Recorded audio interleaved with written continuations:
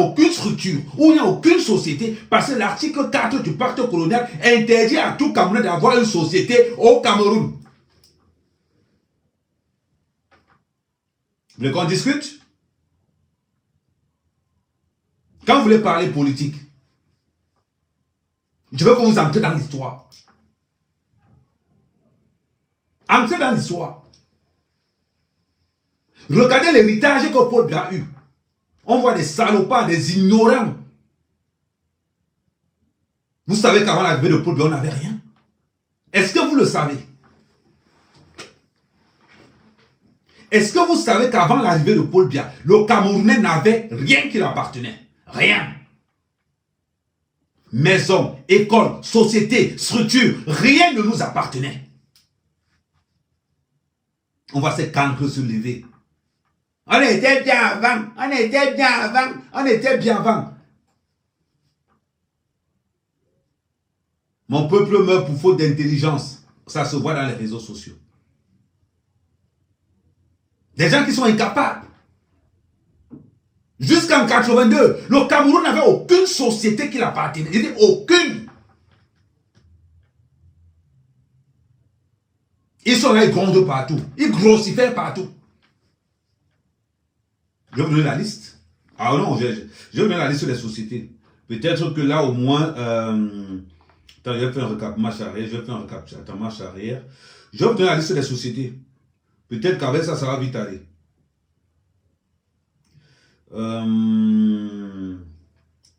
Liste des sociétés qui sont tombées.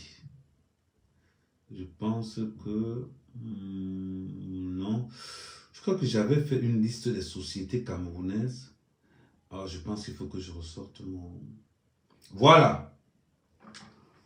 Liste des sociétés camerounaises qui appartenaient aux Français. Alors, on va vous le citer. Selucam, français. Kamsuko, français. Alucam, français. Sobeblen, français. STPC, français. Socam, français. Agacam, français. Camer, français. Camchip, français. Seper, français. Rechifercam, français. Allez chercher. Toutes ces sociétés appartenaient aux Français. Allez chercher. Nous étions comme la Côte d'Ivoire d'aujourd'hui. La Côte d'Ivoire d'aujourd'hui, c'est le Cameroun en 1980. Aujourd'hui, qu'est-ce qui se passe en Côte d'Ivoire? Les Ivoiriens entrent seulement à Abidjan pour aller travailler l'argent des Libanais et des Français et ils ressortent pour aller dans leur bidonville, dans leur vie misérable. C'est ça la Côte d'Ivoire d'aujourd'hui. On voit les incultes glorifier la Côte d'Ivoire. Qu'est-ce qui appartient aux Ivoiriens? Rien. Rien. L'Ivoirien entre au plateau juste pour travailler, faire le ménage, aider le Libanais à avoir son argent. C'est tout ce que l'Ivoirien sait faire. Le reste, c'est zéro. Paul Biya a refusé ça. Et si l'Ivoirien, et je vous le rappelle, si l'Ivoirien aujourd'hui le fait, c'est tout simplement pourquoi? Parce que d'après l'article 4 du pacte colonial, où on va te dire, on va te stipuler en grand, priorité aux entreprises françaises, des marchés publics ivoiriens. L'Ivoirien n'a rien qui l'appartient. Rien. Voilà pourquoi la France peut se permettre de décider de qui peut être président en Côte d'Ivoire. Voilà pourquoi la France peut décider qui peut être député en Côte d'Ivoire. Paul Biya a refusé ça. On voit les incultes venir insulter Paul Biya. Il y avait quoi avant? Il y avait quoi avant? Avant, c'était le désert. C'était le désert. La Côte d'Ivoire d'aujourd'hui, c'était le Cameroun de 1980. Je vais donner une liste de 15 sociétés. Je vous répète encore la liste des sociétés. Alucam, Kamsuko, Camer, toutes ces sociétés.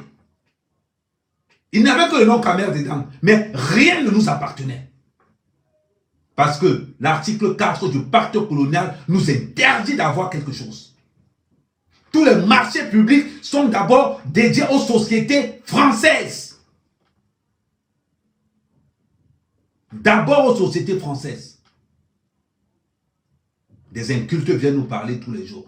Paul Biya a gâté le Cameroun. Paul Biya a gâté le Cameroun. Paul Biya a hérité de quoi? Merci,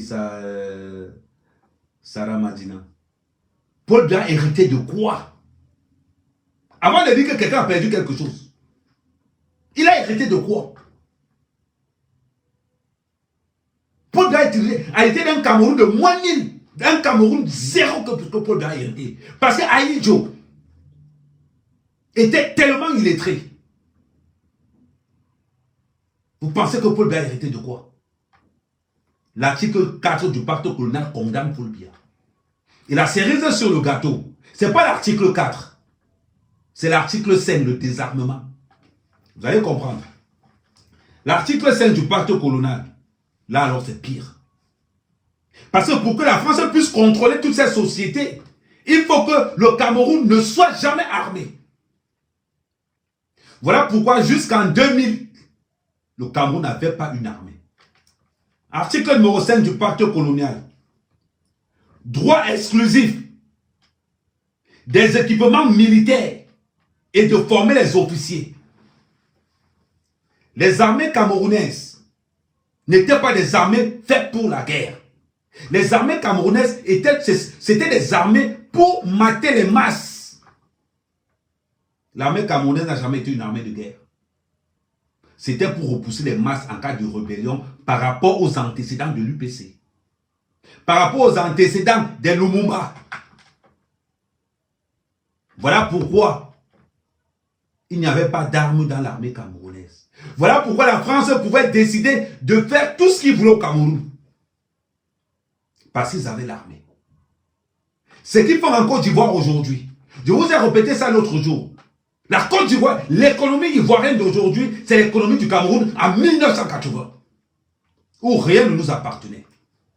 Quand vous parlez que Paul Biya a hérité, Paul Biya a hérité quoi? Donnez-moi le nom d'une seule société qui appartenait au Cameroun. Une seule. Vous parlez de quoi? Vous nous parlez des incultes. Rien que pour ça, le cadavre de Paul Biya est resté président du Cameroun. Parce que Paul Biya a réussi à mettre le Cameroun sur pilotage automatique. Nous sommes fiers aujourd'hui. L'immeuble là c'est pour Fokou, l'immeuble là c'est pour Fosso, l'autre c'est pour Moukoubelinga, l'autre c'est pour l'autre, l'autre c'est pour l'autre. Tous les immeubles au Cameroun appartiennent aux Camerounais. Allez en Côte d'Ivoire. On cherche ce qui appartient aux Ivoiriens, on ne trouve pas. Des incultes. Quand il faut insulter Paul Biya, ils sont très forts. Viens voir comment ils parlent. Oh, Ahidjo nous a tout donné. Oh, Ahidjo. Des incultes, des incultes, des incultes. Ahidjo fait partie des présidents les plus minables au Cameroun. Des plus minables au Cameroun. Vous parlez de quoi? Parce que l'article 5 du pacte colonial nous interdit d'avoir une armée. L'article 4 du pacte colonial nous interdit d'avoir une société qui appartient au Cameroun. Rien de tout ça. Moi, je vous rappelle quand même que la Côte d'Ivoire a reçu son indépendance dans un plateau d'or. Avec les cerises, des trucs. Nous avons une autre indépendance au prix du sang. Ne nous comparez pas. Ne nous comparez pas. Évitez de nous comparer. Vous voulez parler du Cameroun? Allez d'abord voir les accords coloniaux. Et à partir de là, on peut parler. Article 1 du pacte colonial. On doit rembourser tout ce que les Français ont construit. Les Français ont construit quoi? Rien. Rien. Les Français n'ont rien construit au Cameroun. Ce sont les Allemands qui ont construit le Cameroun. Mais on a remboursé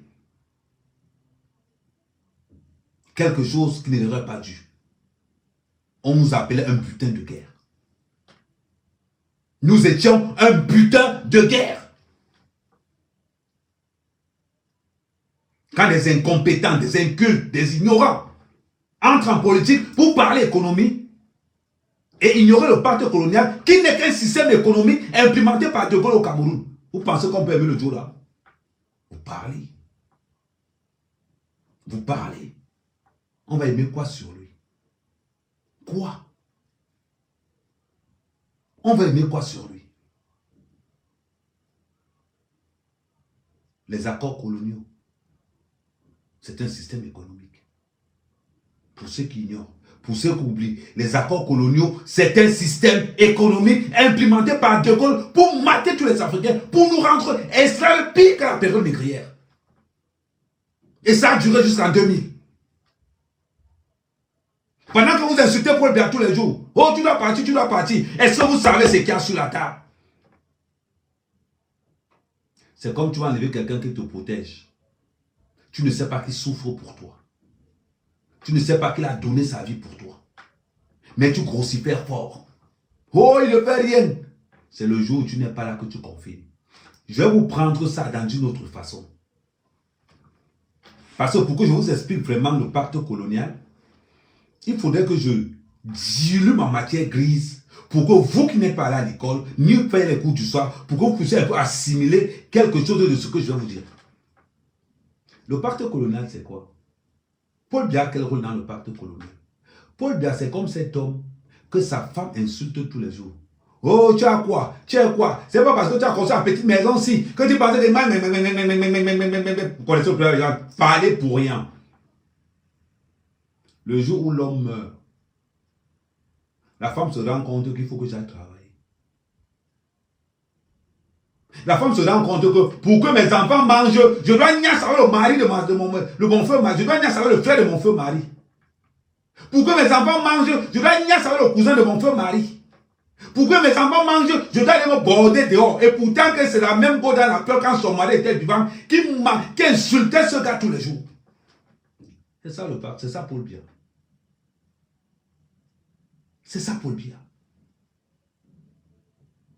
Quand je vois les incultes venez nous sortir. Que Haïti doit laisser les sociétés. Je rigole, je rigole même. Il y avait quelle société au Cameroun qui appartenait aux Camerounais? Aucune société n'appartenait aux Camerounais. Aucune. Je vous ai donné le listing de toutes ces sociétés-là. Aucune n'appartenait aux Camerounais. Mais les gens vont oublier ça. Parce que l'article 4 du pacte colonial nous interdit d'avoir des sociétés. L'article 5 du pacte colonial, ce sont les deux articles qui nous empêchent d'être souverains économiquement parlant et d'être souverains militairement parlant. Parce que les Français n'étaient pas bêtes. Croyez-moi, les Français savent que si on arme ces Camerounais, ils vont nous faire la guerre. Donc, évitons de les armer. Jusqu'en 1997. Ne voyez pas ces armées défiler là, ils n'ont pas d'armes. Ces armes-là, ce qu'ils ont en main là, ça ne marche pas. On appelle ça les armes factices, ça ne marche pas. On va encore entrer en arrière. Regardez juste ce que je vous explique. Regardez l'ampleur des dégâts économiquement parlant quand tu ne peux rien faire dans ton propre pays parce que tu ne peux pas assurer la souveraineté de ton pays parce que tu n'es pas armé. Comment je dire? Parce que tu n'es pas armé pour défendre ton nord, parce que tu n'es pas armé pour défendre X ou Y, parce que tu n'es pas armé, ils vont te marcher dessus. Oumniova est mort pour ça. Oumniova a préféré mourir pour ça. Les Lumumba ont préféré mourir pour ça. Thomas Sankara a préféré mourir pour ça.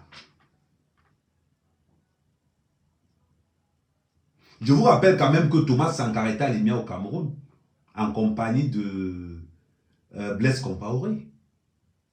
Les archives sont là. Voilà pourquoi deux fois allez vous cultiver. Les archives sont là.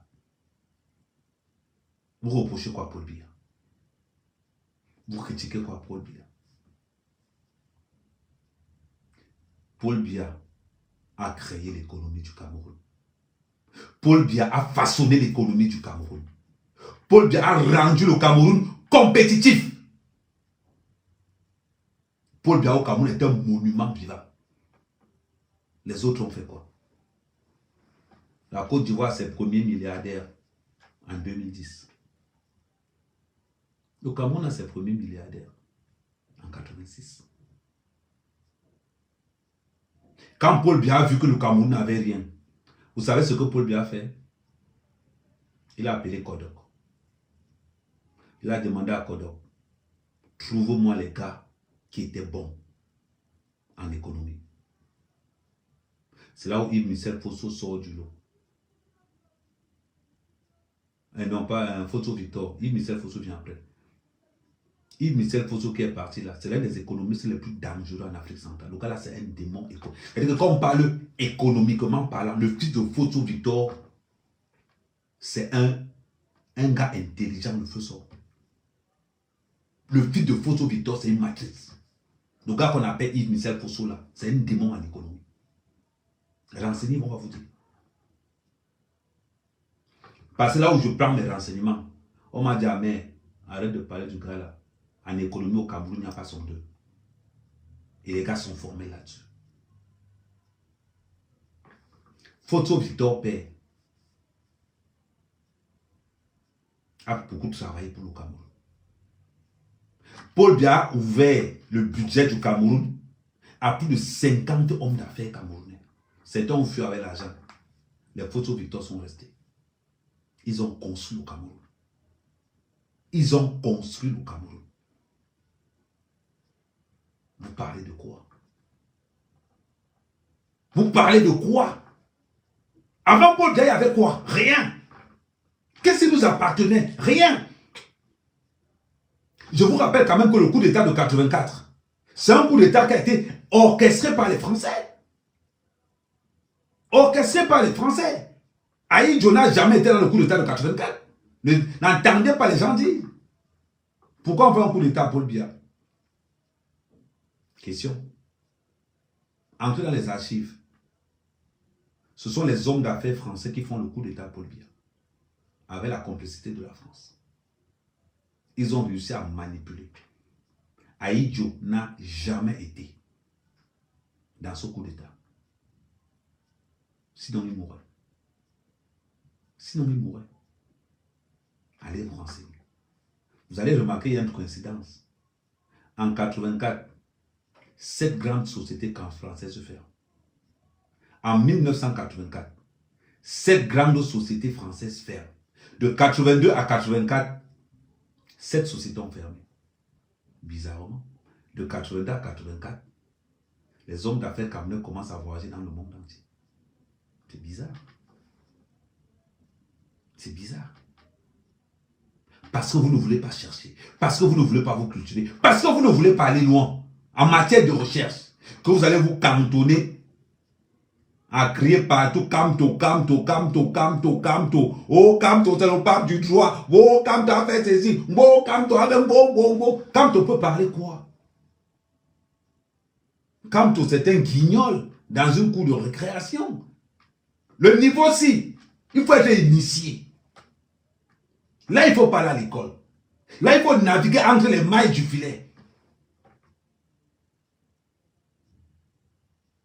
Vous savez l'origine du bière? On va prendre l'article 5 du pacte colonial. Interdiction formelle à toute armée camerounaise d'être équipée. C'est-à-dire que d'être équipée, il n'y a que la France qui équipe l'armée du Cameroun. Je vais vous dire ce qui se passe en 90. Je vous rappelle encore quelque chose que vous oubliez. Paul Biya prend le pouvoir en 82 avec une crise que beaucoup de Camerounais tentent à oublier. Vous savez c'est quelle crise? La première crise du pétrole. C'était en 82. En gros 79. C'était en 79. Parce qu'avec vous, il y avait déjà la géopolitique, mais vous ne pouvez pas savoir. Ce n'est pas de ma faute si vous n'êtes pas là à l'école. En 82, il y a une crise pétrolière qui met à plat le prix du cacao, du café. Paul Biya vient au pouvoir avec une crise pétrolière qui met tout à terre. Pourquoi vous ne dites pas ça aux gens? C'est bizarre. Quand il s'agit de Paul Biya, on oublie tout. Quand il s'agit de Paul Biya, ils deviennent amnésiques. Ils deviennent amnésiques quand il s'agit de Paul Biya. Paul Biya prend le pouvoir avec une crise. Vous regardez bien, entre 79 et 82, le prix du pétrole chute. À vérifier. Si vous ne voulez pas faire des recherches, mettez crise pétrolière de 82. Mettez crise pétrolière de 82. Vous allez voir beaucoup de choses. Vous allez voir beaucoup de choses. Des choses intéressantes. Des choses très intéressantes. Et la crise pétrolière de 82 fait quoi?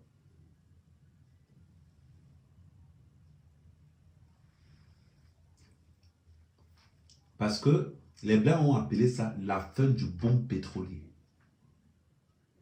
Les Blancs ont appelé ça entre 79 et 82 et 83, 84 même, la fin du boom pétrolier qui entraînait la chute de la moitié des matières premières. Allez, interrogez, tapez sur Google la crise pétrolière de 82.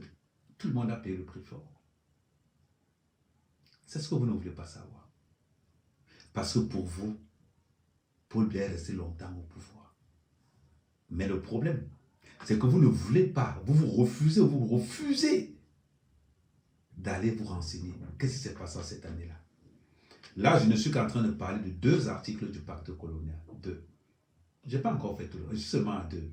Et je vous parle de l'article du pacte colonial et je vous mets l'impact dans notre vie d'aujourd'hui. L'article numéro 5 du pacte colonial a créé quoi? L'article numéro 5 du pacte colonial a simplement fait que le Niger a exploité Bakassi pendant 10 ans. Parce que dans l'article 5 du pacte colonial, il est formellement interdit au Cameroun de s'armer. Voilà pourquoi la France sait que le Cameroun n'a pas d'armée. La France sait qu'en cas d'attaque sur le Cameroun, il n'y a que la France qui peut aider le Cameroun. Vous savez ce qu'on a proposé à Paul Biya? Je vous ai dit ça plusieurs fois. La France propose à Paul Biya, si vous voulez l'aide de la France, il faudra qu'on installe une base militaire au Cameroun comme en Côte d'Ivoire. Paul Biya dit non, zéro photo. C'est donc comme ça que Paul Biya se tourne donc vers la Russie et signe les premiers accords de coopération militaire entre le Cameroun et la Russie. Ça n'a pas commencé, ça a commencé depuis 1997. Mais oui. On envoie des émissaires en 93 en Russie.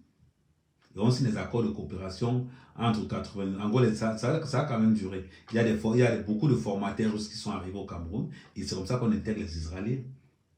Le premier corps, le BIR, on n'a jamais appelé ça le BIR. À la base, le nom, c'est Commandement Opération Spéciale. C'est comme ça qu'on a appelé le BIR. Qui était formé par les Russes et les Israéliens. L'équipement militaire du Cameroun était fourni en majorité par les Russes. Mais oui, nous sommes en quelle année? Nous sommes en 97. Personne ne sait ce qui se passe au Cameroun. Les gens ne se rendent même pas compte que le Nigeria a pris Bakassi en 90. Le Nigeria a exploité Bakassi jusqu'en 2000. Jusqu'en 2000. Le Nigeria a exploité Bakassi. C'est ça la réalité. Mais est-ce que vous étiez au courant? Personne n'était au courant. La France a appliqué ce qu'ils ont fait au Mali. Ils ont appliqué ça au Cameroun en 90. Ça veut dire qu'on va créer des rebelles qui vont exploiter le sous-sol. On va faire comme si on est en train de négocier pour qu'il y ait la paix au Cameroun. Pendant ce temps, ils exploitent le sous-sol. C'est ce qu'on a fait au Mali avec l'opération Barkhane. L'opération Barkhane a été faite pour aveugler les Maliens pour que les soi-disant rebelles déposent les armes. Et pourtant que les rebelles, qu'est-ce que les rebelles faisaient? Ils exploitaient le sous-sol malien en or, en gaz et en pétrole. C'est ce que la France a voulu faire dans le sud-est du Cameroun. Ils ont commencé avec Bakassi. Maintenant, pour les illettrés qui sont encore là, je rigole quand on parle de la crise anglophone, je rigole. Je rigole. La crise anglophone n'a jamais existé. Il faut être assez idiot pour voir. Il faut être bête. La crise anglophone n'a jamais existé. Est-ce que vous le savez?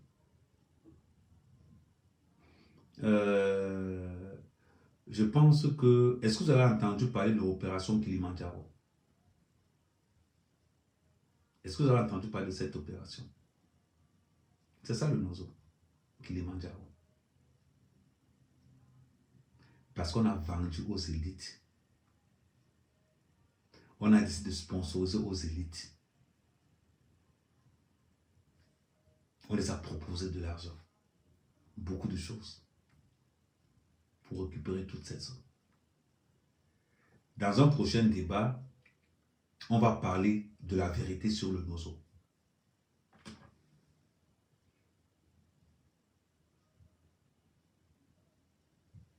On va parler de la vérité sur le Nozo.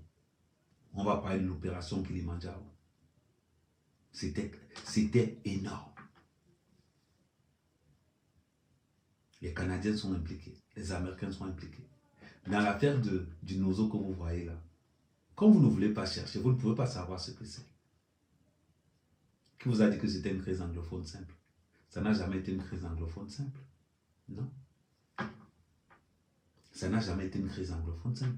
Est-ce que vous savez que dans le Nozo, il y avait des centres de formation? Des centres de formation pour préparer la guerre pour attaquer le Cameroun. Organisés par des Français, des Canadiens et des Américains. Qui étaient dans le Nozo en train de former les gars pour la vraie guerre. Est-ce que vous le savez? Donc quand vous venez dans les réseaux sociaux à parler de ce que vous ne connaissez pas, réfléchissez.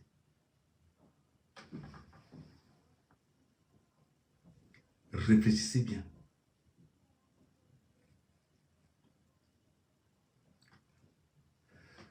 La semaine prochaine, on va entrer sur... on va parler de l'affaire Kilimandjaro. Parce que beaucoup parmi vous, vous ne connaissez même pas cette affaire. L'origine du Nozo, c'est l'affaire Kilimandjaro. Où les Américains, les Canadiens et les Français ont préparé des élites dans le Nozo afin de créer une guerre au Cameroun pour pouvoir exploiter le Nozo. Tout simplement. On va entrer là-dessus. Pourquoi je vous parle de cette affaire? Je vous parle de cette affaire parce que à Bakassi, c'est Bakassi qui entraîne la création du BIR. C'est Bakassi qui entraîne la création du BIR et donne une sécurité totale maintenant à Paul Biya. Parce que Paul Biya n'a jamais été en sécurité avant la création du BIR. Le BIR, vous allez remarquer quelque chose. Dans l'armée de l'air, il y a l'armée de l'air, mais il y a la branche BIR. Il y a l'armée de terre, mais il y a la branche BIR. BIR, ce sont des gars prêts pour la guerre. Ce sont des soldats prêts pour la guerre. Donc quand je vois des Camerounais ne connaissant pas ce qu'on appelle le pacte colonial, ils ne savent même pas que le Cameroun n'avait pas d'armée jusqu'en 1997. Ils ne savent même pas que nous avons hérité de zéro structure au Cameroun. Ils ne savent même pas ça. Mais ceux qui vont se lever pour parler économie, pour parler X, pour parler Y. Nous avons seulement parlé de deux aspects du pacte colonial. On continue. Ne vous inquiétez pas. On va évoluer. C'est ça la quête de connaissance. Maintenant,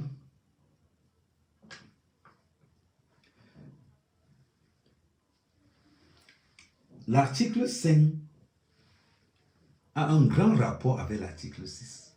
Un bon rapport. Au Cameroun, article 6 du pacte colonial. Le droit pour la France de déployer ses troupes et d'intervenir militairement au Cameroun à tout moment. Article 6 du pacte colonial. Le droit pour la France de développer des troupes militaires d'intervention militaire dans le pays pour défendre les intérêts de la France. Article 6 du pacte colonial. Je répète encore cette partie-là. Elle a le goût. Le droit pour la France d'intervenir et de déployer militairement son armée au Cameroun pour sauvegarder les intérêts de la France. Oh pétard. Ah ouais, c'est ça. Question. L'article numéro 6 du pacte colonial vous confirme pourquoi le Cameroun ne peut pas avoir d'armée. Le Cameroun ne peut pas avoir d'armée tout simplement pourquoi? Parce que étant donné que l'armée française peut intervenir au Cameroun à tout moment, comme il se doit, comme en Côte d'Ivoire, pourquoi on va nous armer? Pourquoi on va nous armer? En sachant que nos colonisateurs peuvent entrer au Cameroun à tout moment et faire tout ce qu'ils veulent, comme ils le font en Côte d'Ivoire. On a voté Gbagbo, ils ont mis Ouattara par la force. Le Cameroun de 1980, c'est la Côte d'Ivoire d'aujourd'hui. Le Cameroun de 1980, c'est la Côte d'Ivoire d'aujourd'hui. Où l'article 6 du pacte colonial oblige, c'est-à-dire que donne une faveur aux Français d'intervenir militairement au Cameroun, comme bon le semble, pour sauvegarder les intérêts du Cameroun et non les intérêts, pour sauvegarder les intérêts de la France et non les intérêts du Cameroun. Et c'est noté et c'est acté. Article 6 du pacte colonial, le droit pour la France de déployer ses troupes militaires afin d'intervenir au Cameroun pour sauvegarder les intérêts français. Pas les intérêts camerounais, les intérêts français. C'est bizarre quand même. Ils vont nous armer pourquoi? Question. Pourquoi la France va nous armer? En sachant que si l'armée du Cameroun aura pour rôle de faire quoi? Répétez-moi, quel est le rôle de l'armée du Cameroun? Ça sera de défendre les intérêts du Cameroun. Mais sauf que ce que vous oubliez, c'est qu'en 82, le Cameroun n'a aucun intérêt pour son Cameroun. Parce que toutes les sociétés appartiennent aux Français. À quoi bon d'armer? En gros, en 82, avant que Paul Biya ne vienne, le Camerounais était locataire chez lui comme les Ivoiriens d'aujourd'hui. Le Camerounais était locataire chez lui comme l'Ivoirien d'aujourd'hui. Aucune société n'appartenait aux Camerounais. Aucune infrastructure n'appartenait aux Camerounais. Alors, quelle est la raison pourquoi on va armer donc les Camerounais? Parce que si on arme les Camerounais, la première des choses que les Camerounais vont faire, ils vont d'abord récupérer toutes les sociétés françaises. Alors pourquoi bien armer ces Camerounais? Non, on ne les arme pas, non. On ne les arme pas. Tout simplement. L'article 4, en communion avec l'article 5, donne l'autorisation à la France d'entrer au Cameroun à tout moment, comme bon le semble, pour sauvegarder les intérêts français et non les intérêts camerounais. Avec l'article 6 du pacte, avec l'article 6 du pacte colonial, vous vous rendez compte maintenant que le Cameroun n'a jamais eu d'armée jusqu'en 1997. Mais oui. Le Cameroun n'a jamais eu d'armée jusqu'en 1997. Parce que le pacte colonial nous empêchait d'avoir une armée. Étant donné que l'armée française, ses intérêts, c'est les intérêts français. Alors, pourquoi ils vont armer le Cameroun? En sachant que dans le pacte colonial, il n'y a que la France qui peut nous armer. Aucun autre pays ne peut nous armer à part la France. Question que je vous pose donc. Camto était où? Il était où? En France. Avec Jean-Pierre Minard. En stage dans un cabinet de la France-Afrique. C'est là où il était. C'est l'article 6 du pacte colonial. On va évoluer. Vous voyez pourquoi on vous demande souvent que... Je vais vous expliquer ça à leur manière. En vertu de ce qu'on appelle des accords de défense attachés dans le pacte colonial, la France a le droit d'intervenir militairement dans les pays africains, le Cameroun en particulier, et aussi de stationner des troupes en permanence dans les bases militaires installées entièrement et gérées par les Français. Exemple. Lorsque le président Laurent, ils ont même donné un exemple, lorsque le président Laurent Gbagbo de la Côte d'Ivoire a tenté de mettre